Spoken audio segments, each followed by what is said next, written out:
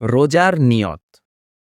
নাওয়াইতু আন আসুমা গাদাম মিন শাহরি রমাদান আল মুবারাকি ফরদাল লাকা ইয়া আল্লাহু ফাতাকাব্বাল মিন্নি ইন্নাকা আনতাস সামিউল আলিম।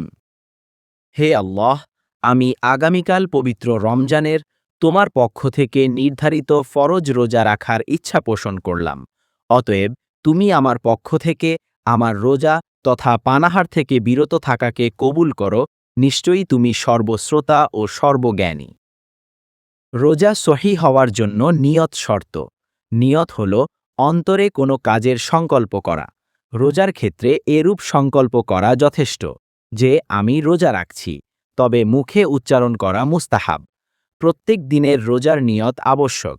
শায়েখ নাজমুদ্দিন নাসাফি রহমাতুল্লাহ এর মতে রমজানের সাহরি খাওয়ার দ্বারা নিয়ত হয়ে যায়। অন্য রোজার ক্ষেত্রেও এ কথা প্রযোজ্য।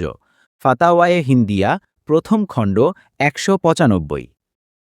আমাদের চ্যানেলটি সাবস্ক্রাইব করে আমাদের পাশেই থাকুন।